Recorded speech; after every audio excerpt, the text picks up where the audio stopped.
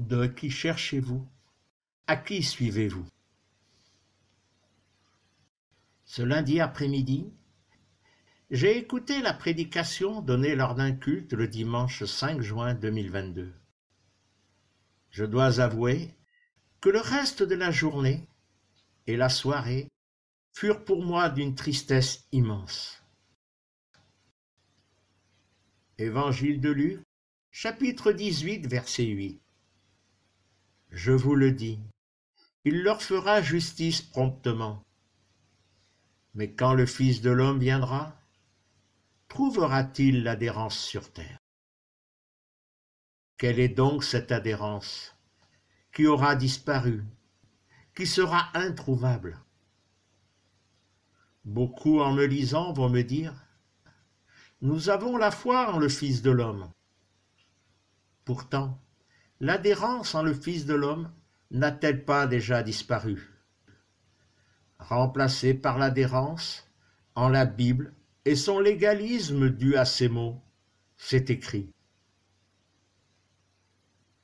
Nombreux sont les serviteurs d'Élohim, ces pasteurs, ces conducteurs spirituels, ces ministères qui font preuve d'autoritarisme par le légalisme, c'est écrit, détournant ainsi le regard et le cœur des chrétiens, car le souffle sacré de la vie est remplacé par le souffle de la lettre qui tue. C'est la cause de la tristesse de mon cœur, encore plus depuis ce jour. Puis dans la nuit, quelques mots m'ont fait faire un bond dans mon lit. Qui cherchez-vous et que cherchez-vous? Pasteur, conducteur spirituel, vous avez remplacé le qui par que cherchez-vous? Que cherchez-vous donc au travers de vos enseignements? N'allons pas chercher bien loin.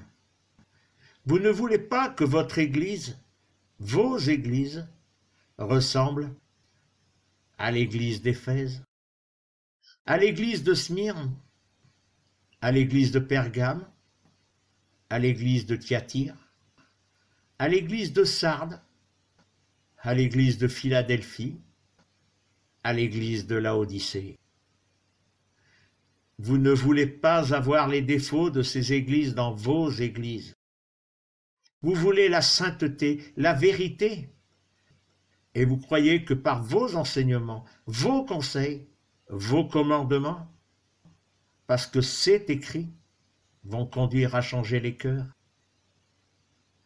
À la question « Que cherchez-vous » il est facile de répondre « l'Église », qui conduira à la connaissance de celui qui dit « Qui cherchez-vous » Car depuis tant d'années, en sondant les Écritures, en disséquant et discutant sur certains versets, les églises et un grand nombre de chrétiens disent « Nous l'avons trouvé ». Relisons la seconde partie du verset 55 du chapitre 26 de l'évangile de Matthieu. Chaque jour, j'étais assis et j'enseignais au sanctuaire et vous ne m'avez pas saisi. Vous ne m'avez pas saisi. Est-ce vraiment le Fils de l'homme dans la chair qui n'a pas été saisi? Ou alors l'enseignement du Messie qui n'a pas été saisi? Beaucoup de chrétiens ont trouvé Yeshua le Fils de l'homme. Beaucoup de pasteurs enseignent en son nom, prophétisent en son nom, afin de se présenter le jour venu devant le Maître avec une Église parfaite, dans la vérité et parfois dans toute la vérité, oubliant que seul le Maître la donne et la vérité. Mais nous allons relire quelques versets. Évangile de Jean, chapitre 15, les versets 26 et 27. À la venue du réconfort que je vais vous envoyer d'auprès du Père, le souffle de vérité qui émane du Père, celui-là témoignera pour moi. Et vous aussi vous témoignerez. Oui, dès l'entête vous êtes avec moi. Évangile de Jean, chapitre 17, versets 13 à 15. Mais quand celui-ci viendra, lui, le souffle de vérité, il vous fera cheminer dans la vérité tout entière. Il ne parlera pas de lui-même, mais tout ce qu'il aura entendu, il le dira, et ce qui vient, il vous l'annoncera. Celui-là me glorifiera. Ce qui est à moi, il le recevra et vous l'annoncera. Tout ce qui est au Père est à moi. Aussi je vous dis, ce qui est à moi, il le recevra et vous l'annoncera. Ce soir-là, Yeshua posa 2 fois la question, « Qui cherchez-vous » Évangile de Jean, chapitre 18 et les versets 4 à 8. Yeshua donc sait tout ce qui va lui arriver.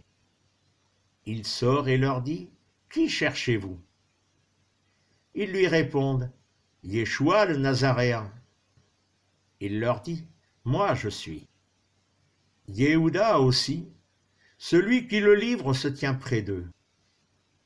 Donc, quand il leur dit « Moi je suis », ils vont en arrière et tombent à terre.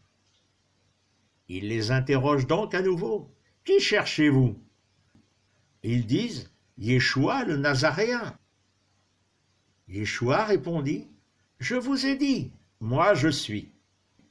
Si donc vous me cherchez, laissez cela s'en aller. »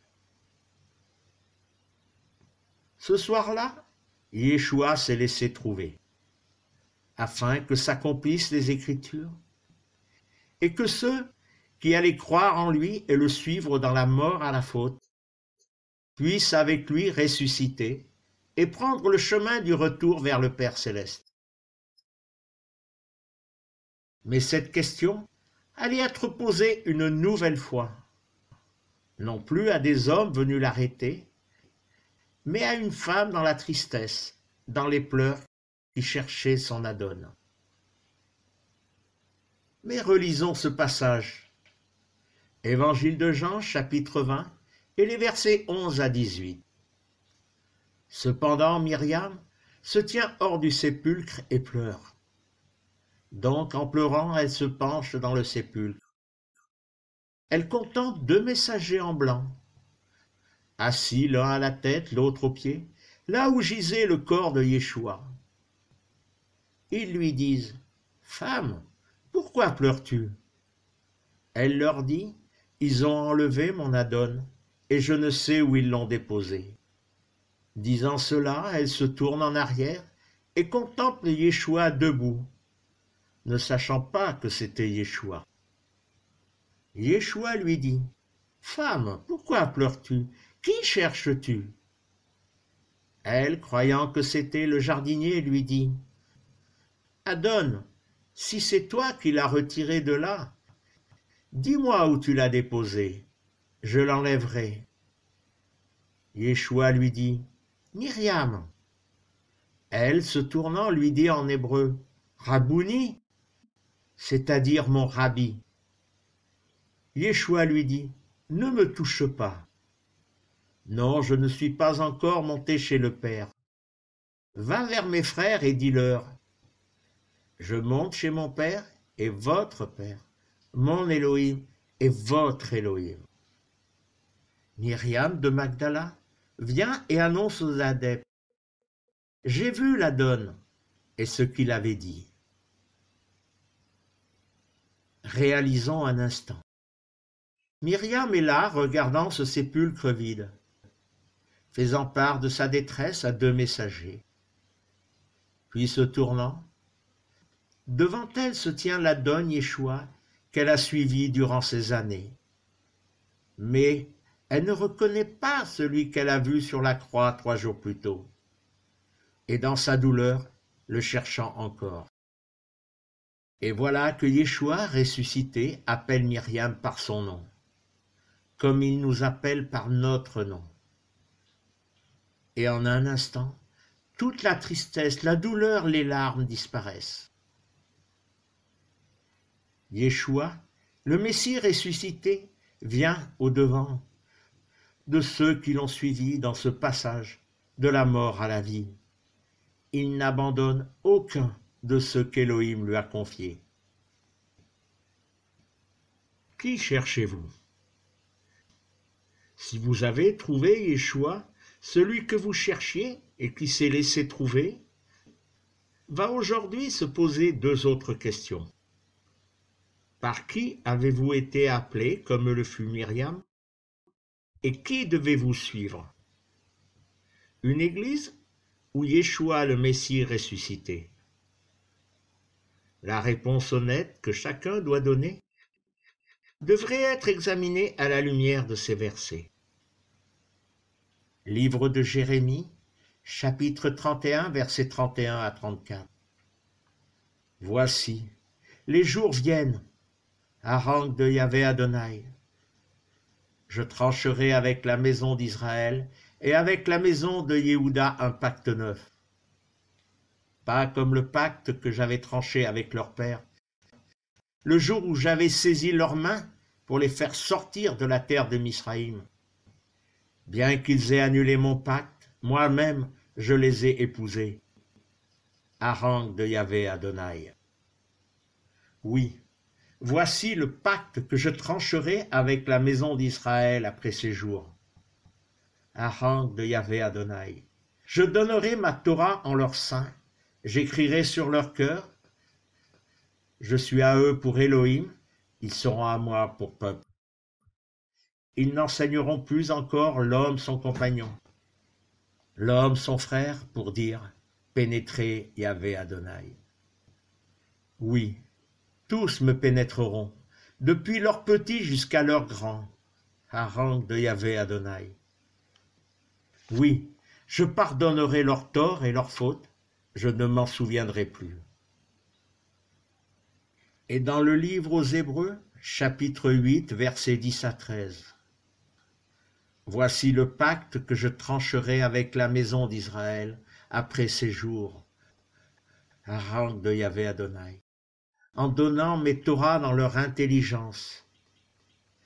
Je les écrirai sur leur cœur, je serai à eux pour Élohim, ils seront à moi pour peuple.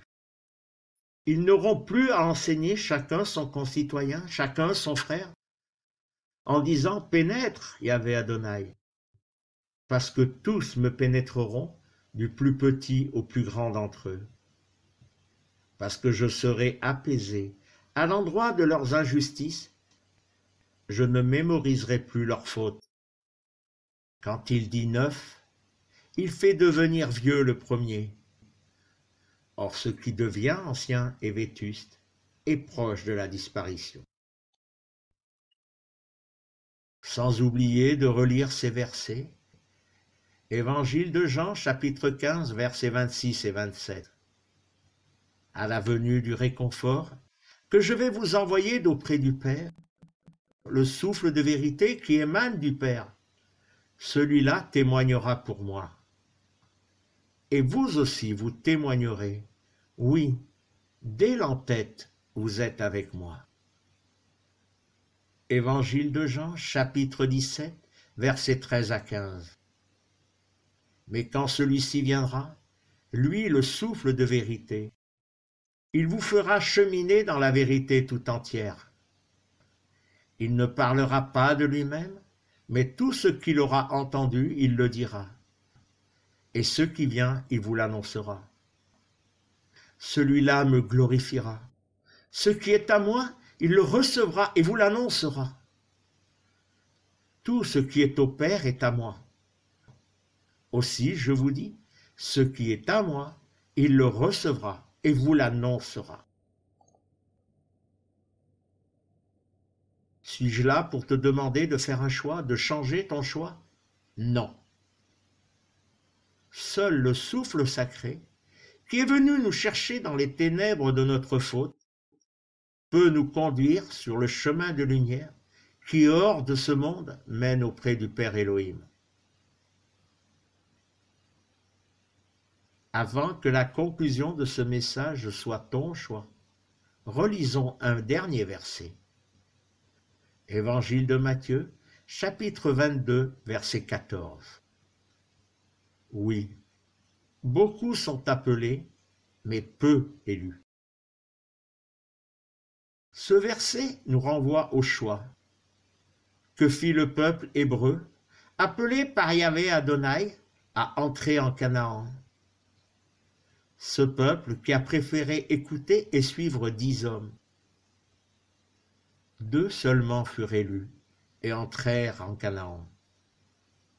Livre des Nombres, chapitres 13 et 14. C'est l'heure du choix. Quelle voie suivez-vous? Qui suivez-vous?